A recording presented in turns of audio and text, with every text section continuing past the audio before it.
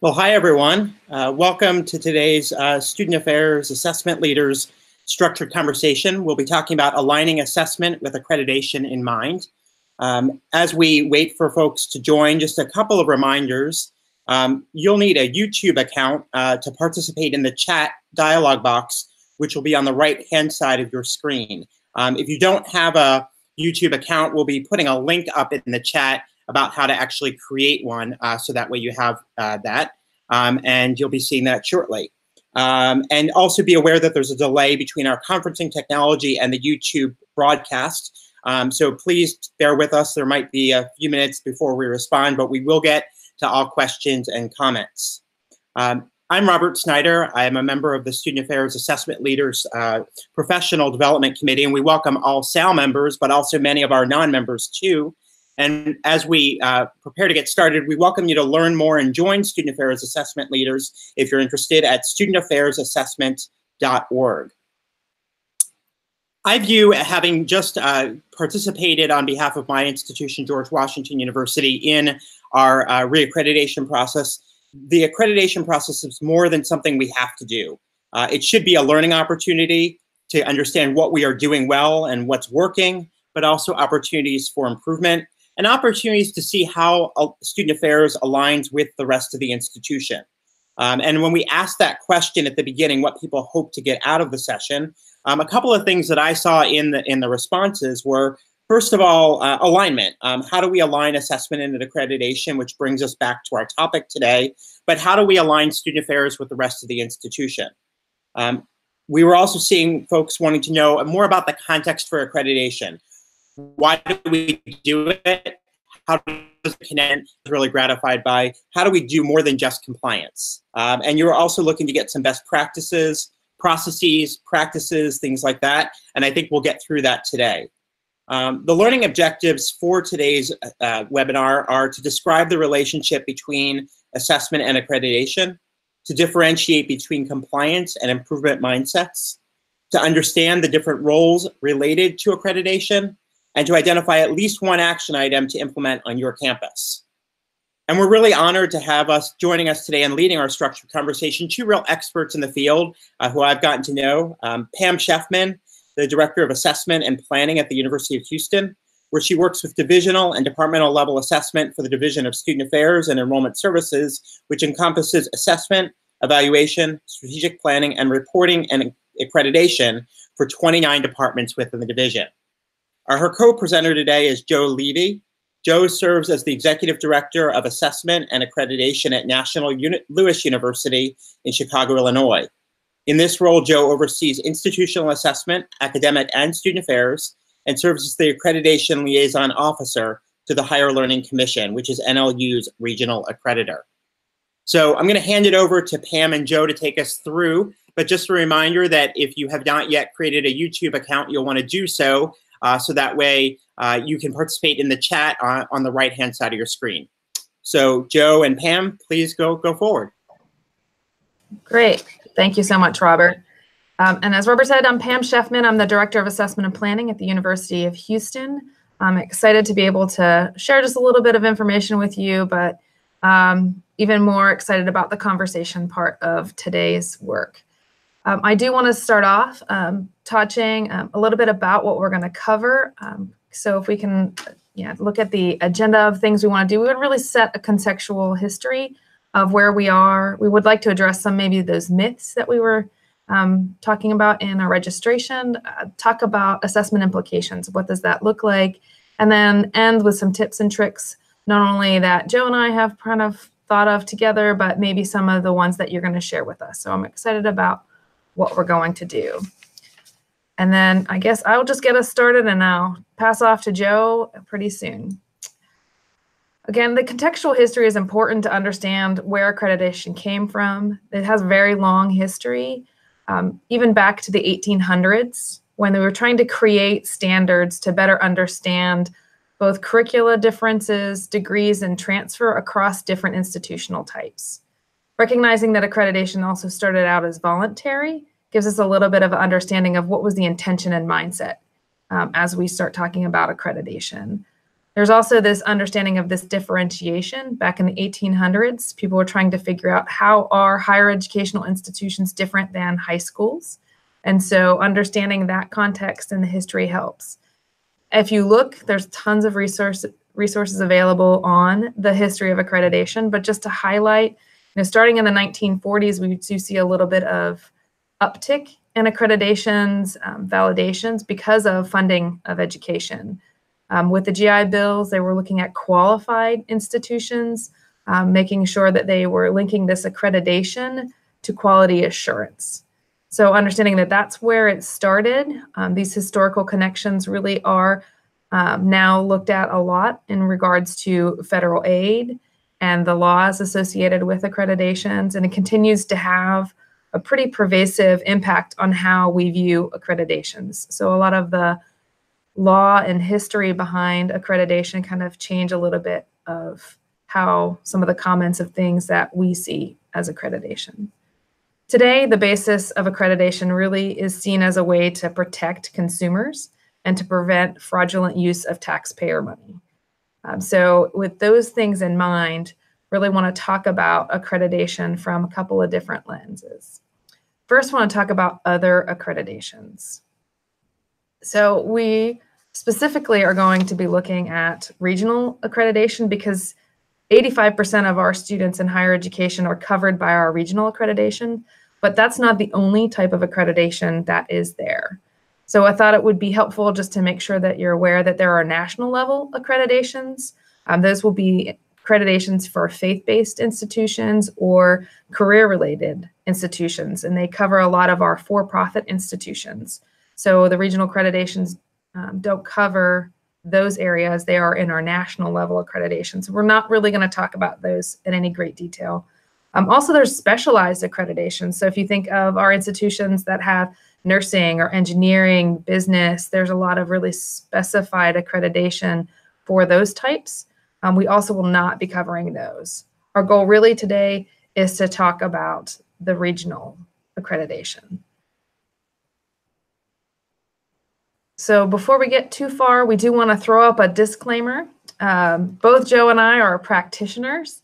Our lens is really from student affairs assessment practice, what that looks like on a daily basis. We are not accreditors and are not associated with any accrediting agencies. And really our focus is on improvement and how accreditation supports improvement and how it moves us into a mindset that helps us be better institutions. So our disclaimer is we're not accreditors. We don't carry that weight behind us, but we've had a lot of participation at different levels, which we will talk through today, but wanted to put that out there first. So one of the questions we want to talk about is what is regional accreditation? So chose this graphic because for a lot of folks, it feels like a big alphabet soup. There's lots of things going on in the accreditation world. There's also differences between agencies and commissions. So there are agencies that kind of have an umbrella effect over accreditation. So there are two agencies that are dissolved. One was the North Central Association for Colleges and Schools and the Northwestern Association for Schools, Colleges, and Universities. And those were kind of dissolved to different pieces, but there still are agencies that exist. So we have the Southern Association of Colleges and Schools, which is lovingly called just SACS. We also have Middle States Association, or the MSA. We also have the New England Association of Schools and Colleges, the NEASC. Here the alphabet soup happening already. We also have the Western Association of Colleges and Schools, or WASC. So there's all of these things. These agencies are more of an umbrella group. What in higher education, our focus really is on the different commissions. So important to know that there are commissions that look solely at higher education separate from, so if you listen to the names, the things are colleges and schools tend to include anything that is before higher ed. So the Southern Association of Colleges and Schools has a commission on colleges, or SACS COC. So really important to recognize that that might be a little different. Also in Middle States, there's the Middle States Commission on Higher Education. There's the Higher Learning Commission, or HLC. We also have the New England Commission on Higher Education, the NECHE. which is part of that New England Association of Schools and Colleges. Then we also have the Northwest Commission on Colleges and Universities. And we also have the WASC Senior College and University Commission versus the Accrediting Commission for Community and Junior Colleges, also in WASC. So there's all of these different regional accrediting agencies. So our first part of our conversation really is to our group today, what regional accreditor does your institution belong? So if you can chat into your box the alphabet soup that fits you best, we'd like to kind of get a sense of where our representation is. And I think Robert will take that poll for us. So we'll give you a little bit of a pause to share that with us. Just as context while we're waiting, and give Pam a break from talking. Again, my name is Joe Levy. I'm the Executive Director of Assessment and Accreditation at National Louis University.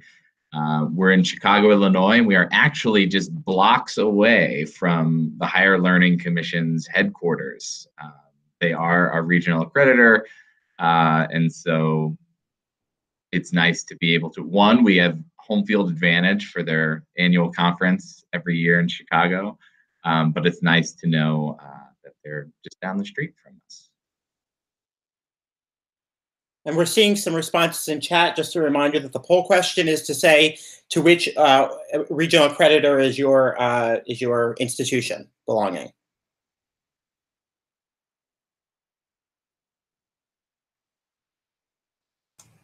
Great. And while Robert's kind of giving us a sense of all of the different agencies, if we have representation from all of them for the commissions, I am in the Southern Association of Schools and Colleges in the Commission on Colleges. So SAC-COC is my area that my institution belongs. And I'll mention that as we continue to see responses come in, we are pretty much well covered. Just haven't seen anybody from New England yet, but maybe I missed that. Great.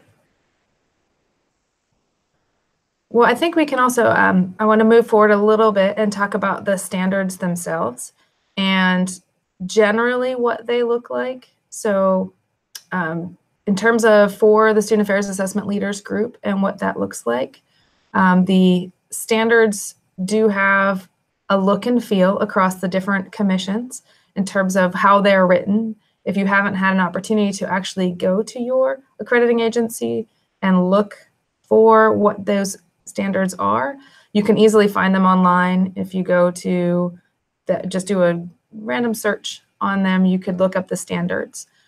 I do believe we may have lost the screen that has the presentation. If that is inaccurate, Robert, can you give me a clue? I'm not seeing it either. It looks like Elizabeth needs to come back on, but I will say, as we're waiting for Elizabeth to come back on, I'm seeing from our poll results, 2 from the Northwest group, 3 from the HLC, 2 from the Western group, 3 from Middle States. I'll add 4 because my institution, George Washington, is Middle States, and 6 from SACS. Also, we had somebody chat in that they're also a member of NASAD, which I believe may be for design, which is another version of that. So let's see if we can get the presentation back up. I can also do a screen share if that makes it easier. Yeah, why don't we do that while we're waiting for Elizabeth to come back on? Great. There you go.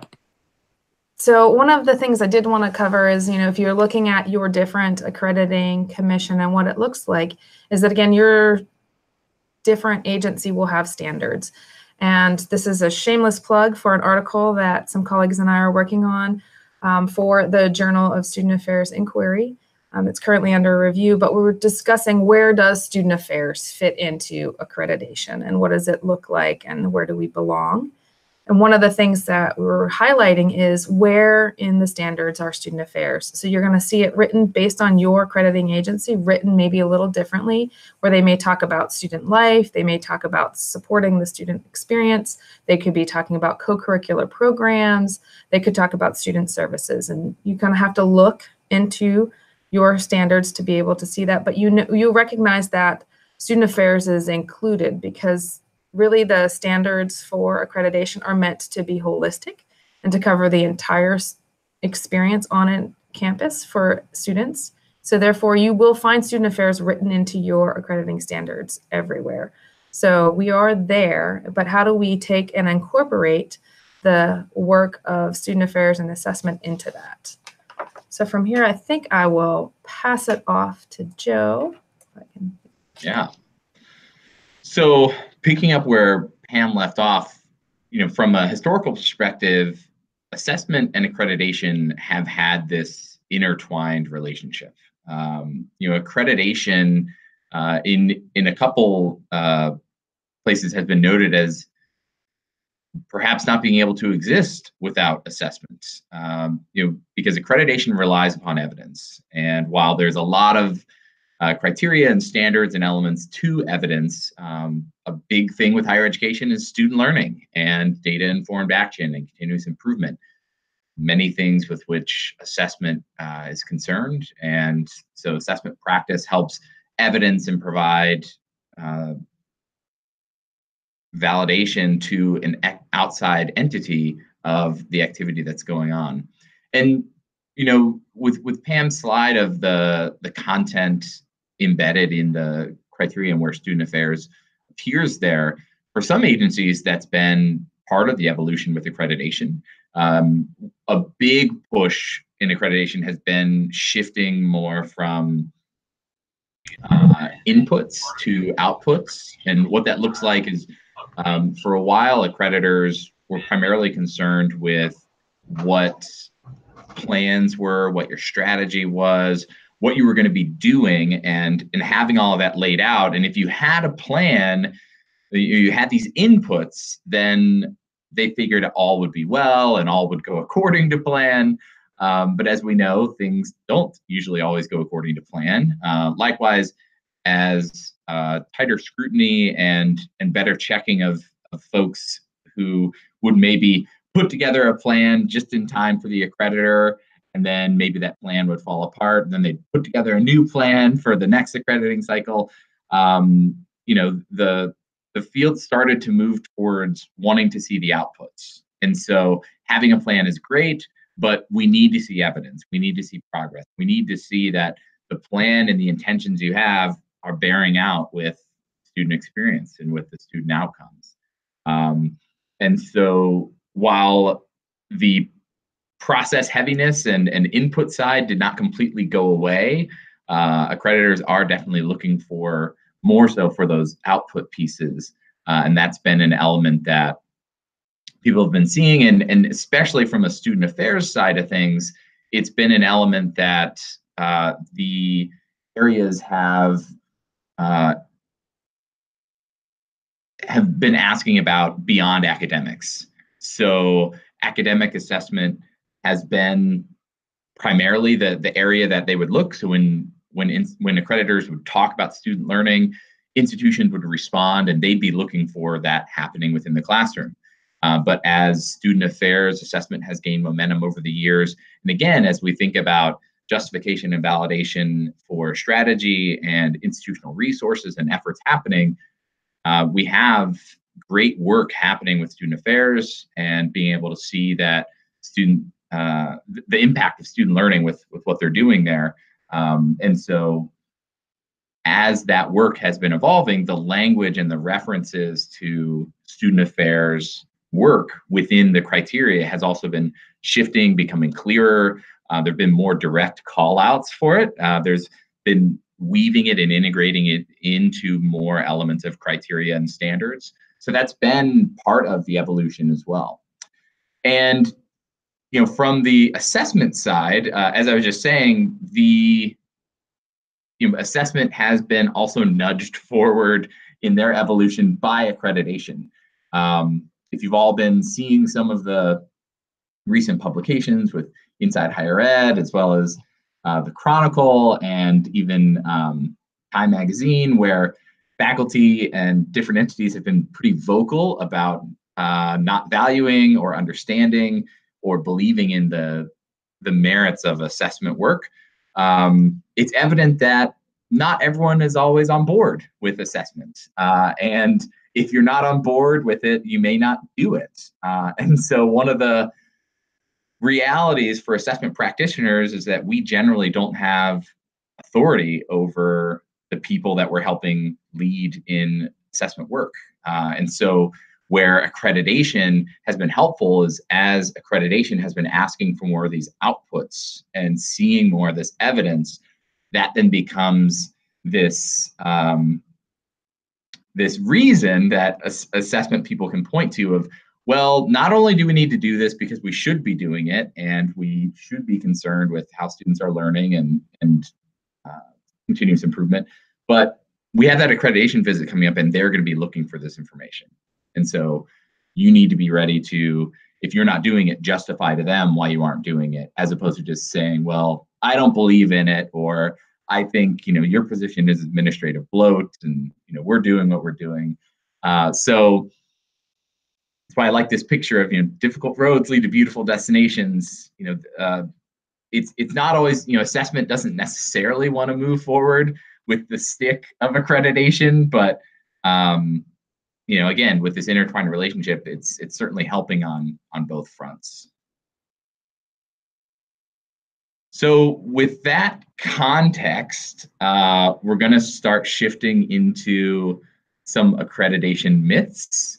And this is where, we had some that we wanted to share. And as we go through these, we're also going to be weaving in some of the information that you all had shared with registration. So we'll specifically call that out when we get to these pieces.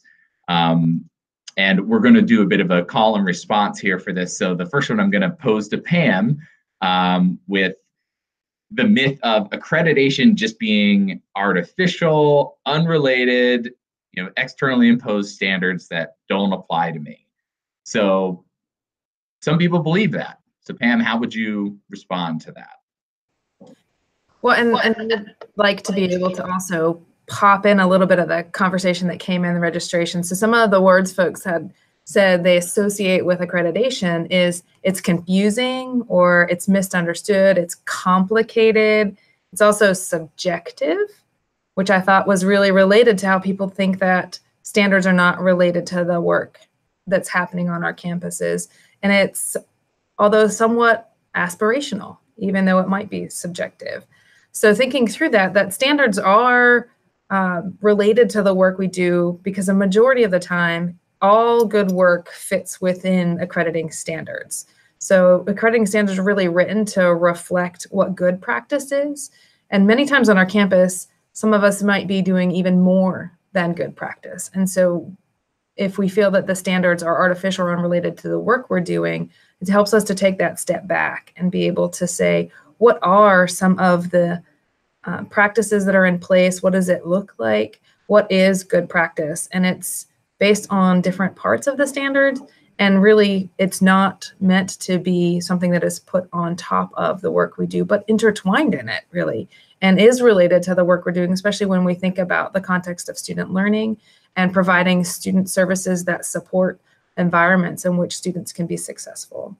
So I think that is important one to kind of talk about. But I do feel like there's another myth that comes up, which is that standards are meant to be something that you work really hard to just get through and then not remember again. We really feel like sometimes we just want to get to the point where the reports are submitted and then we walk away. I'm done with that for now. Just tell me when I have to do it again. So can you talk to that, Joe? Yeah. So this, and I alluded to this a little before when I was talking about inputs and outputs where, there are many institutions that will prep for an accrediting visit. And then once they get through the visit, then they'll just stop paying attention to accreditation and all the work that they did to prepare for that and the mindset they were in, that just falls out the window. There's even some institutions that will seasonally hire people. So they won't have a standing accreditation person as an established position. Not saying you have to, but that they will hire somebody just to come in, prep for a visit, and then after the visit's over, that person's let go, or that's the end of their contract. But expanding on that, some of the feedback you all had shared in terms of what accreditation looks like to you falls in this one where it can be machine-like, or it can be a process where it's just a checkbox or hoops to jump through.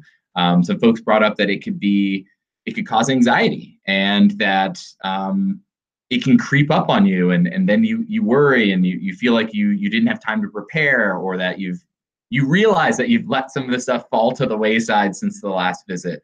And the number two most common response that people shared about accreditation is that it's a lot of work. But to unpack that and think about this myth, it's only, granted, it is work. I mean, you have to put together a lot of materials and have evidence, and then there's logistics to coordinate with visits. But that work is obviously a lot more, and there can be a lot more anxiety there if it is put off.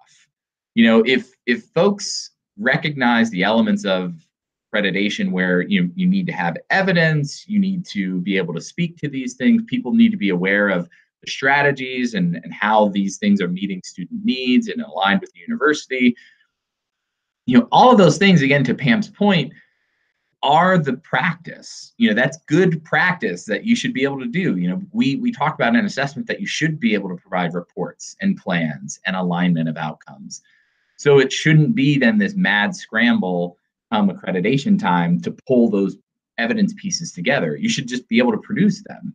And so, again, in the end, the product and the efforts you put into accreditation would look potentially the same, but it would feel a lot different to somebody who's embedded that in their practice than somebody who is pulling that together at the last minute in preparation for the visit. We want to dispel this myth. Unfortunately, it tends to be somewhat of a reality for some institutions. But again, and we'll get to this with some of the other myths too. I think with the right approach to it, it can just smooth this process out. So moving on to one of the other myths we wanted to dig into is somewhat similar to the artificial element of standards, but thinking of, well, accreditors are just this external entity that are looking at us through a specific lens, and this is happening to us, being done to us, and there's nothing we can do about it, so we just have to adhere to this. So Pam, what would you say to that? Well, I think the first thing is to, in the historical context, is talking about this was a voluntary process, and it's still, in the most part, we're electing to do accreditation. If we understand that it is intrinsically tied to this validation of institutions in ways that are meaningful for federal funding and other things, it's really not something that is externally imposed if we're choosing to be accredited agents, right? Accredited by the agencies. Also, understanding that accreditation as a reflective process is something that we get the most out of it when we put into it, right? So if we think of it as something that we are electing to do because we want to be the best institutions, it changes the rhetoric around what accreditation really is. So it's interesting that in some of the responses to our registration, that people called accreditation a stick, and even some folks said it was a helpful stick in terms of making sure that we are doing what we are called to do. But there's a lot of positivity associated with accreditation that I really do want to call to, that people in their registration called it a validation of the work we're doing, which is really important to say that accreditation validates the practice that we're doing every day on our campus, and that these experts who are coming in through the accreditation process actually validating the work we do. And Joe and I were trying to figure out, there's this phenomenon we like to call that there's the outside experts, that if Joe were to come to my campus and say exactly the same thing I say to the departments that I work with, all of a sudden he becomes the sage advice because he's not on my institution and inside my daily practice. And that's part of what accreditation also helps us do, is say, yes, we are doing valid work. We are qualified at what we're doing, and an outside agency is telling us that. unless they be externally imposed, also recognize that folks that come to our campus, whether they're the reporter reading group, whether they're the on-site campus group, these are people in our fields. These are not somebody who does not understand the work of what happens on a campus. So recognizing that these are actually our peers, not necessarily just some outside entity doesn't understand higher education, doesn't understand the impact and what we are really going for towards students being successful. So I kind of want to say that it's not externally imposed as much as it is something that we choose, which if we take the mindset of choosing it, it might change a little bit. Which takes me to the next myth, which is the mindset piece, that it's all about accountability, it's all about compliance. Accreditation that's where it is, that's where it lives. So Joe, you want to talk about that for a minute? Yeah, so we buried the lead a bit with this one because this was one that, again, in people responding to what accreditation looked like to them, accountability was the #1 mentioned element, and compliance was the #3 mentioned element. So this idea is out there. Now, sometimes folks talk about accountability in a positive way, and holding ourselves accountable to the values we hold, the work we're saying we're going to do. Other people view it in a negative way. Again, with this, building off of some of the other myths of, well, this is just externally imposed, this is just happening to us, and we're being held accountable to these standards that don't relate to us. But for us, this is again where accreditation and assessment, pair nicely together. Is accreditation is all about reflection and improvement. It's all about telling your story and showing how you're not perfect, because no institution is, but that you are intentionally doing your work and that you are making progress and making improvements and strides towards betterment for students. And I think this leads to the fourth mentioned comment folks had about accreditation. I'm sorry, was opportunity. It's an opportunity for continuous improvement, and that's for me, because I sit over assessment and accreditation.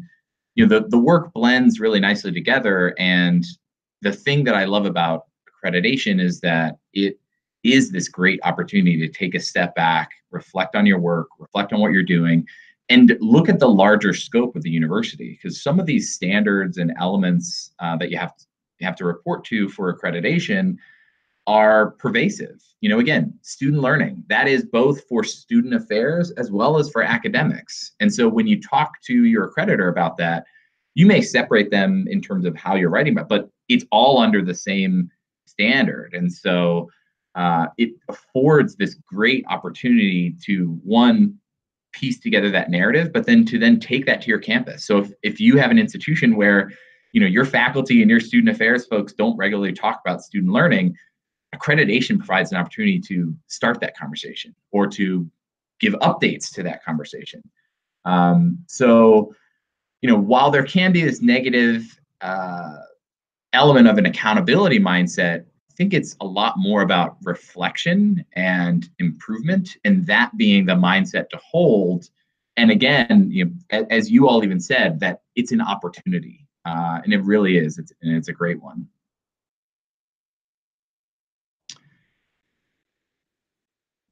So yeah, I think now we're going to shift. We covered some background, covered some myths, and so now we're going to get into some implications directly for assessment. I think Pam's picking that off.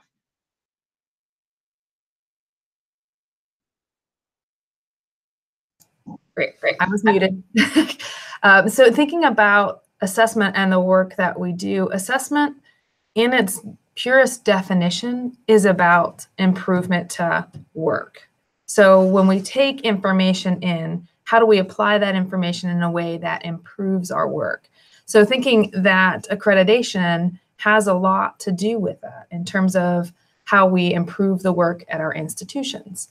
We did want to talk a little bit about the different roles within accreditation, and I love the graphic of this well-moving machine that all the different parts, though, may do something different. They all have to be working together. So there's a lot of accreditation pieces. You can go back just real quick, Elizabeth, in terms of what happens through the accreditation process and where does assessment live in that machine.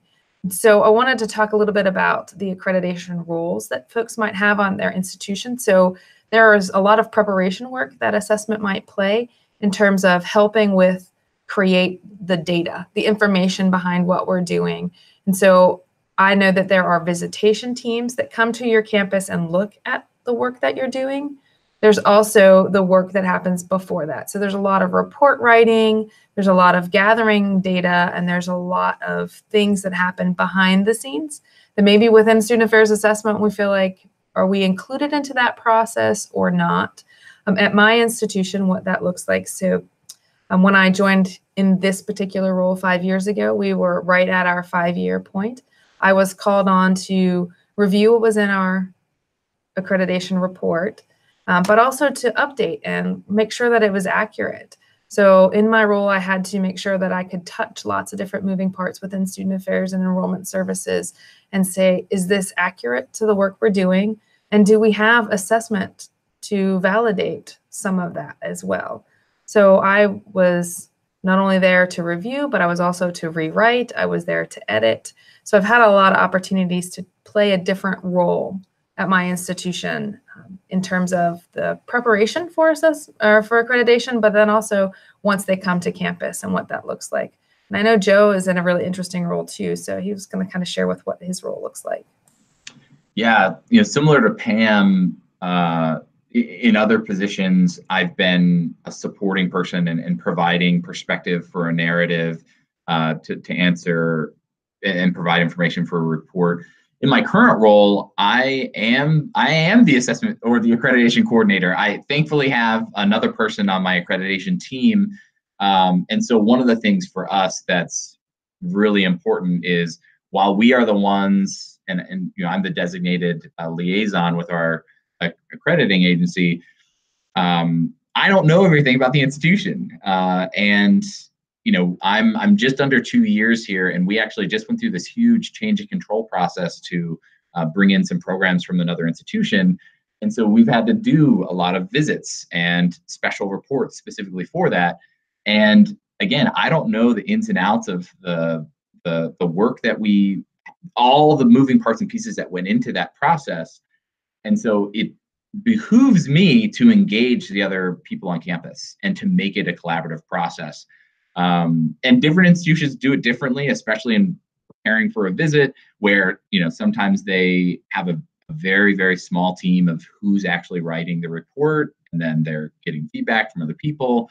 Some do a very wide collaborative approach of really kind of divide and conquer and giving people parts of reports that they own.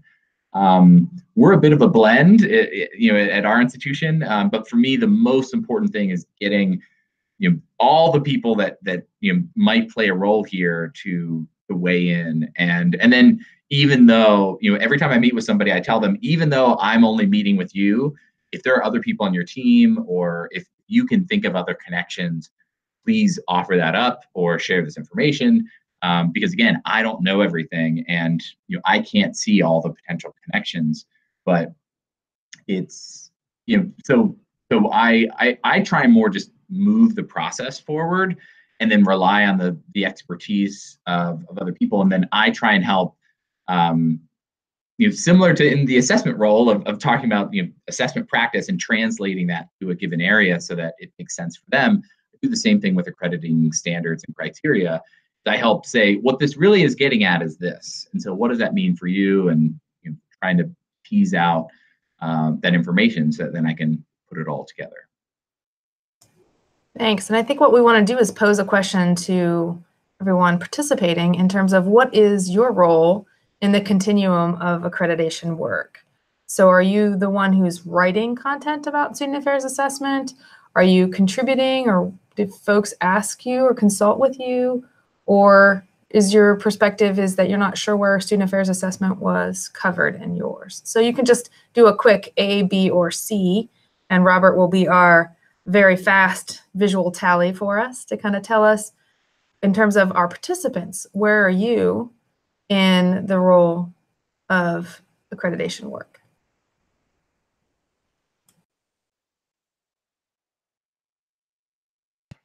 And just a reminder to our participants, you'll want to use the chat to do that on the right-hand side. It looks like it's working, but if it's not for you, you can scroll up through the chat and get instructions for how to make sure you have an account on Google to do that.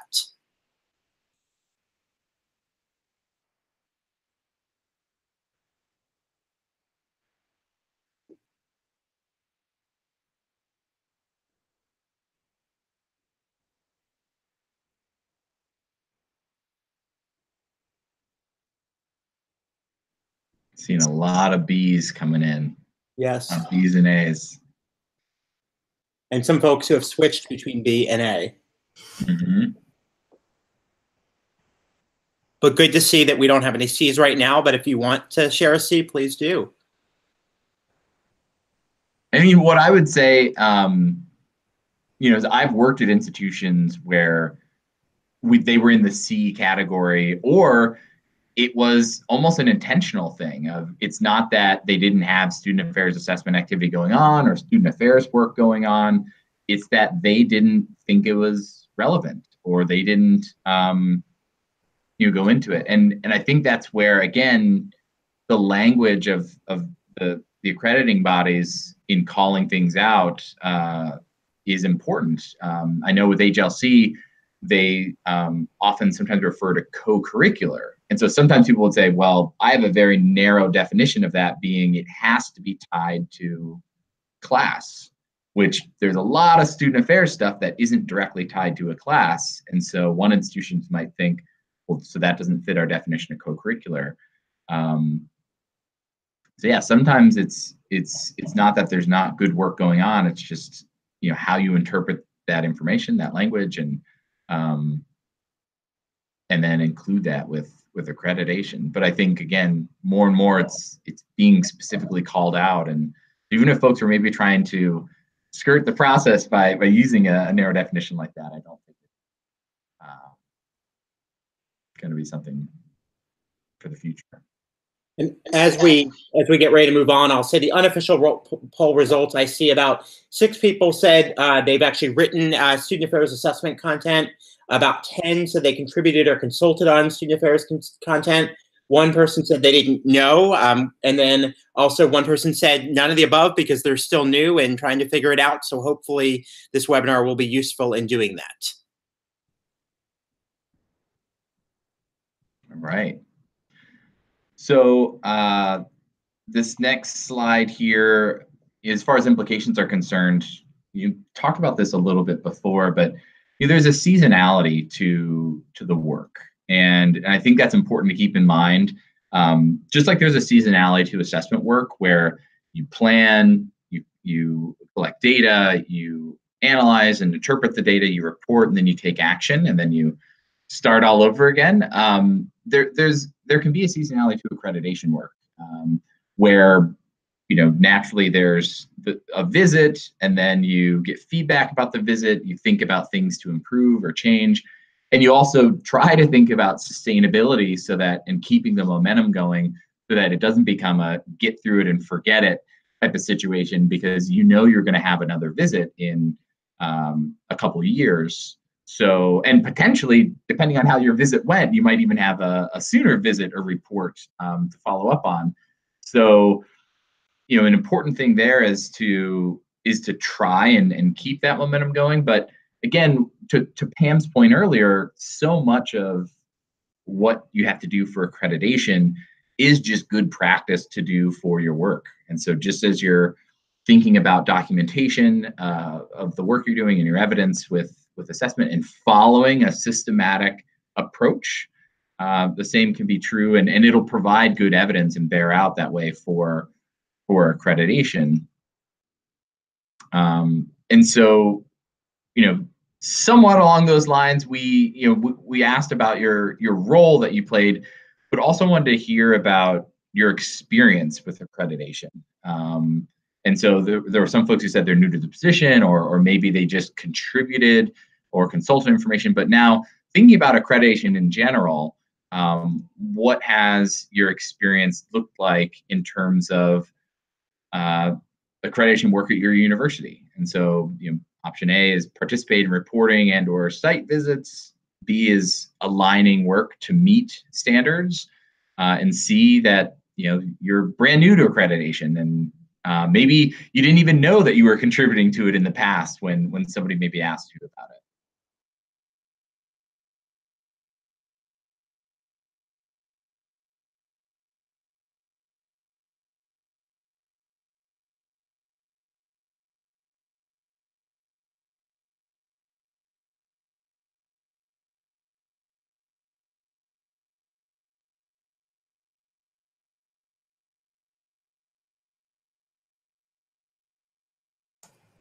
How's it looking?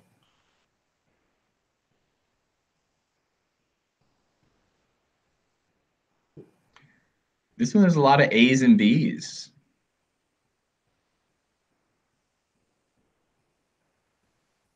And not just in general, but together, like that they do A and B.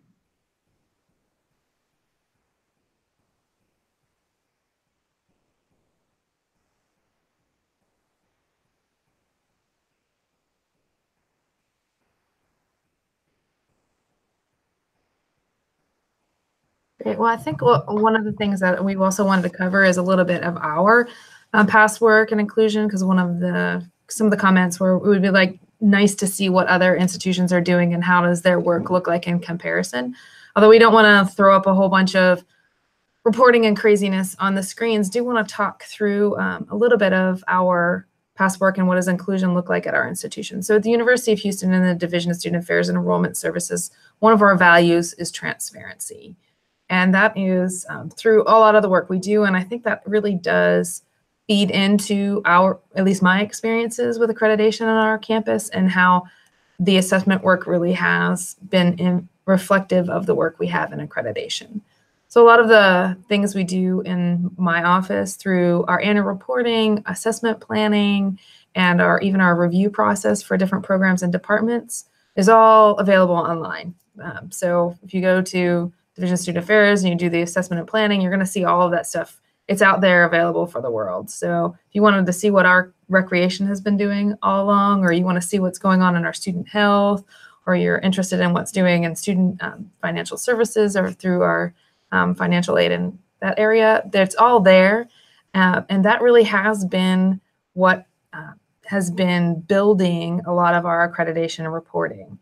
So in terms of participation in the reporting, I've been fortunate enough to be part of the report writing crew on our campus, as well as the aligning of our work to meet what accreditation has been asked for. So in terms of the matching of lots of the A's and B's in our previous group, I think that fits really close to the work at the University of Houston and what I've been doing, because I've been able to kind of not only just use the assessment work we do on a regular basis, but just been able to draw those lines directly to requirements in accreditation.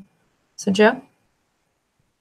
Yeah, and very similar to Pam, it's a lot of A and B, and I think the one thing that the one nugget that I'll try and add, especially since I wear both hats for accreditation and assessment, is I really try to really push again that improvement mindset as opposed to accountability and compliance. And I will try not to go too heavy on that this has accreditation implications, because again, I want it to be for the practice, right? And it's almost like, again, with assessment work, how sometimes people will maybe intentionally not say the word assessment, but they'll talk about improvement and understanding student learning and telling our story. I do a bit of the same thing with accreditation, where I don't want people to think that they have to do this just for accreditation, because again, most of the things that we're putting in to our accreditation report is just good practice anyway, and good documentation we should have. But it can also help move the needle, especially where work isn't happening or where we see deficiencies in terms of documentation or process or adherence to standards. It's helpful to have that alignment and to then be very clear and let them know, this is why this is important. This is why we have this, this is why we keep kind of coming back to this topic or trying to push for some standardization here, because this is something that matters to our accreditor. And so we need to formalize this a bit more, even just to try and tell this story to somebody else. And yeah, the visit piece is always fun because you know, the thing to remember is that these are your peers. And I think what I really appreciate about some of those visits too, and that I try and prime people for in preparation for them, is some of the questions people might ask isn't necessarily to try and catch us, you know, doing anything or saying anything wrong. It's because these are peers and they think some of the stuff that we're doing at our institution is pretty neat, or it's very different from how they approach a situation. So they generally might just be curious of, hey, so how does your, you know, given that you're, you know, like a similar urban downtown institution, like how do you handle this with your students? And they might just be asking from a practitioner perspective. And then for us, that's an opportunity for us not only to answer their question, but also then talk about, you know, the good things we're doing and the improvements that we're making. Great. And I think what we're going to do is move on to some tips and tricks. And one of the little nuggets I like to share when I talk about assessment and the work we're doing, whether it's inner reporting, assessment planning, any of the activities, I try to tell people this is not a task, but a tool. So how do we do the work we're doing in ways that are meaningful and that we can use the work we're doing and not just check boxes? And if we can move from thinking accreditation is an opportunity to check a box and be done and not worry about it till the next 5 or 8, 10 years, depending on where you are in the cycle, we can move to this improvement mindset, similar in terms of for our work within assessment. If we can move away from it being tasky to being a tool, it will only help improve practice. So if you have tips and tricks of how you work to align assessment work and accreditation, we would love for you to share that in your box as well, so that we can make sure that that is in the content and try to, again, our technology platforms don't allow us to have too much of a conversation, but if we can through our chat boxes, that would be lovely. So if we can share some tips and tricks of how you align the work of assessment and accreditation. And I just put that question up in the chat, so feel free to use your chat to talk to us about tips and tricks of how you align your assessment and accreditation work. Great. And while people are typing in, I think Robert's going to try and keep a tally, and I'm going to, this is again, this is conversational, right? So Joe and Robert and I haven't practiced this. So if there's something going on that you would like Robert just like interject, please do. But I think we want to walk through some ones maybe we talked about in preparation for today. And one is really meeting people. As the assessment professional for student affairs on our campus, I really try to get on committees outside of our division to talk to people about the assessment work for student affairs. I attend lots of meetings. I go out across campus. Also trying to invite people to learn and share about their experiences, either through assessment or accreditation. Try to get people to talk to each other. And there's a lot of alignment about what we do for student learning in student affairs that really connects us across the campus. It bridges that divide between the academic affairs and student affairs folks. And so as many opportunities as we get to talk about how assessment feeds that, meeting people is probably one of the best ways to align the work of student affairs assessment and our accreditation. Yeah, and for any accreditation people on the line, it goes both ways, right? And that's actually something we're trying, you know, it's a strategy for us this year is we're really looking to focus on our accreditation people being in more meetings and going on a bit of a roadshow to help normalize and socialize that, you know, again, all these things we're talking about. And so it goes both ways. It's not just about, you know, student affairs getting out there, but and that can be a great place to start too, is reach out to the accreditation staff or people at your institution. The next quick tip we had, which I talked about a little bit before, but it's feeding the evidence file. So just as you're doing your work, making, you know, which is just good work of having documentation, being clear with the process, making sure that, you know, if you won the lottery tomorrow and left, that, you know, your replacement could see what your strategy was, could see the templates and the way that you worked with other people. Because that type of transparency is ultimately what we want to be able to provide to accreditors who are coming in and wanting to know what you're doing, how you're operating. So having that documentation with your practice is really helpful. Robert, were you going to add something? Yeah, I'll mention that definitely there's been quite a bit of support for the first tip about getting to know your accreditation coordinator. I'll mention we have some accreditation coordinators on the structured conversation today, and you can do that informally, as Pam was suggesting, but also a few participants mentioned you can also participate on any assessment councils that the institution might have. And then also thinking about using assessment management systems, especially those that go across the institution as well. And then I also saw some support for Joe's tip number 2 about the evidence file, get things in writing, finding information from every student affairs department involved, and then also demonstrating full cycle assessment that has been a hit with the accreditors, and I'll second that. They want to see the whole cycle of assessment, not just that you're doing it, but that you're actually doing something with the results as well.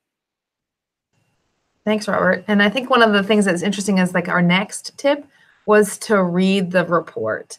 Oftentimes we don't think about just sitting down and read what's in the accreditation report. It is probably the most efficient way to learn about the entire institution in one sitting, right? So the accreditation agencies want to know about the holistic institution, and through student affairs assessment, you can kind of see where those alignments are going to be for you as a practitioner if you read the report. It gets to see where you are in the report, where your departments, the division, your areas, and where assessment fits. So it's a great place to start. I think it's also really good for those folks who may be newer in their positions. Say, oh, maybe this is something I can do, is just sit down and read the report. You know, wouldn't be bad to go to your campus coffee shop while you're reading it as well. But it's a great opportunity to kind of get to understand where that alignment might be. And it's a great thing when you're, it's part of my process if I'm interviewing for a job at an institution. I look at their report and read it. I mean, what better way to see a comprehensive overview of the institution than at least starting there? The next tip we had was create a crosswalk. And so we've talked about this a little bit already, but it's, again, helpful to socialize that information to be clear and somewhat combat that external, unrelated mindset to show this is how your work relates to this. This is how the work we're doing is going to provide evidence. This is why we're asking for this to be documented, because it will be evidence for this piece. I was talking with Pam ahead of time that I always try and balance that message, though, because you don't want to lead with like strategy or information of saying, well, we're doing this for accreditation, right? Or, this assessment committee is serving this accreditation component. But it certainly helps to have that context and to know how those pieces fit together. And also on the chat, we're getting even more support for this documentation, both at the institution level, but everything at the departmental level, keeping records. I'll also add that we're coming up on the hour, so we're going to start wrapping up. We may go a few minutes after, but if you have to step off, know that afterwards we will email you the video that we've been sharing presentation, and then also information about our next structured conversation. Right. And I will say that I second Joe's comment in terms of the purpose is not for accreditation, but the purpose of accreditation is to be better. So if we think about the assessment, aligning it to be better, that's the best crosswalk you could have. But also one of the other tips we want to share is think about your own writing and what that might look like in terms of a lens of accreditation. Sometimes it's harder to translate. I do this for assessment for my planning and for my reporting on the assessment side. How does that transfer into how accreditors want things to be written? So be ready to write and be ready to edit. Accreditation is a different story to tell than something that we might be used to. But I think it's important for us to be ready to it, write concisely and thorough and convincing in a way that is telling our whole story and that you're understood. So important to think about writing as part of something that's aligning the work of assessment and accreditation. And then Joe, you have our last one. Yeah, and the last one, which I've been beating this drum throughout, but having this improvement mindset, right? So combating the idea of we're just doing this for compliance, but that with an improvement mindset, we're staying aware of student needs and outcomes. We're aware of our strengths and our areas to improve, and we're ultimately working to keep assessment activity engaged in student-centered betterment. And then that same sentiment can go beyond just assessment work, but for the institution. But really trying to keep that focus, which is good for both assessment and accreditation. Great. And as we move on to our next slide, Robert, is there anything summative that you would like to add based on the tips and tricks section? No, I think what I've been seeing people chatting in is pretty consistent. One thing I'll just add, though, from my own experience, I didn't chat this in, but I will, is also remember as student affairs professionals, we work with students. And I know at my institution, and another way that I played a pretty substantive role was the accreditors needed to meet with students, and I was able to lead that effort. And that was something that helped our institutional accreditors accrediting coordination significantly, because they were able to hand that off to student affairs and feel confident we could deliver a cross-section of students that the accreditors would enjoy meeting with.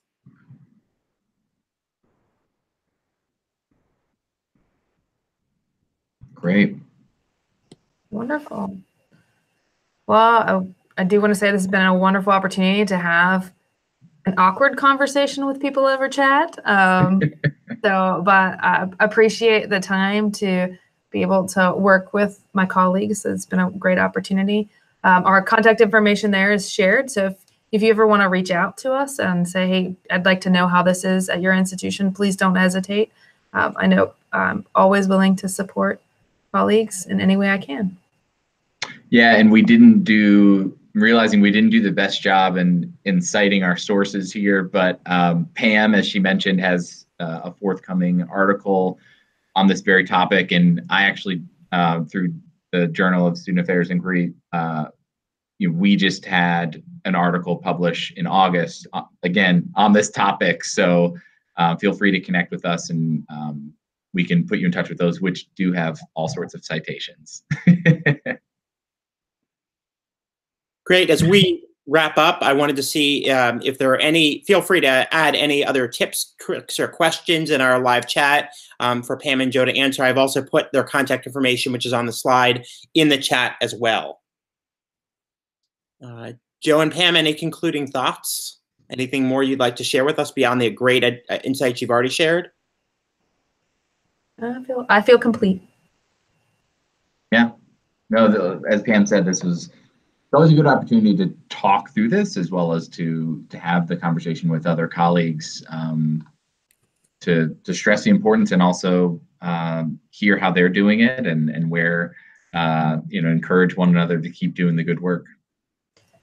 I did actually have one closing thought, and that is that between Joe and I, we represent more of the institutional perspective and not the accreditor's perspective. And I think it's important to bring that into the dialogue if you can, and look for people who maybe have done site visits who, again, these are our peers. So if you want to reach out into like the SAL listserv and say, hey, have you ever sat on the other side of the table? Important to reach out to those folks and see what they're looking for. How do they read the reports, and what do they see in them? It's also very helpful as well to not just have the practitioner and inside the student affairs assessment world perspective, but also get that one too if you have an opportunity to do so. Yeah, and to Pam's point, it goes back to our disclaimer of these are all tips and information from our experience and perspective, but your accreditor and those peer reviewers are the ones that are going to be coming to your campus. They're the ones that are reviewing your materials, and it may not always hold up if you say, but Joe and Pam said. So always make sure to check your practice, with folks, and make sure you're doing good stuff. But hopefully some of this information has been helpful and worthwhile in considering. Great. I will mention as we wrap up, there was a question about contact information for participants being shared, since we're working on all the same interests. I don't believe, but Elizabeth, feel free to correct me if I'm wrong, that we'll share participants' contact information.